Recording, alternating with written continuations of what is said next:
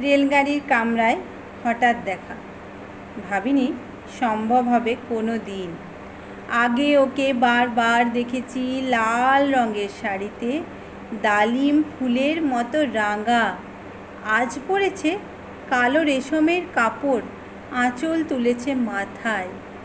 দোলন চাপার মতো চিকন গোর মুখখানি ঘিরে মনে হলো কালো রঙে একটা গভীর দূরত্ব ঘনিয়ে নিয়েছে নিজের চারিদিকে।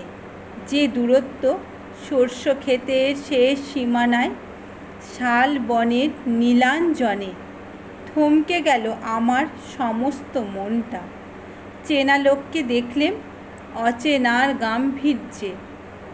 হঠাৎ খবরের কাগজ ফেলে দিয়ে আমাকে করলে নমস্কার। সমাজবিধির পথ গেল খুলে। আলাপ করলেম শুরু। কেমন আছো, কেমন চলছে সংসার ইত্যাদি। সে রইল জানালার বাইরের দিকে চেয়ে, যেন কাছের দিনে ছোঁয়াচ পার হওয়া চাউনিতে। দিলে অত্যন্ত ছোট দুটো একটা জবাব, কোনোটা বা দিলেই না। বুঝিয়ে দিলে হাতের অস্থিরতায়। কেন এসব কথা?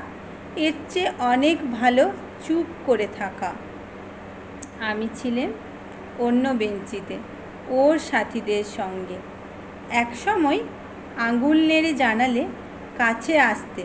মনে হলো কম সাহস নয়। বসলুম এক বেঞ্চিতে। গাড়ির আওয়াজের আড়ালে বললে মৃদু সুরে, কিছু মনে করো না। সময় কোথা সময় নষ্ট করবার? আমাকে নামতে হবে পরের স্টেশনেই। তুমি যাবে অনেক দূরে। দেখা হবে না আর কোনো দিনই। তাই যে প্রশ্নটার জবাব এত কাল থেমে আছে, শুনবো তোমার মুখে। সত্য করে বলবে তো? আমি বললাম, বলবো। বাইরের আকাশের দিকে তাকিয়ে শুধোলো, আমাদের গেছে যে দিন, সে কি একেবারেই গেছে? কিছুই কি নেই বাকি? একটুকু রইলেম চুপ করে। তারপর বললেম, রাতের সব তারাই আছে দিনের আলোর গভীরে। খটকা লাগলো। কি জানি কি বানিয়ে বললেম নাকি। ও বললে, থাক, এখন যাও ওদিকে। সবাই নেমে গেল পরের স্টেশনেই। আমি চললেম একা। নমস্কার।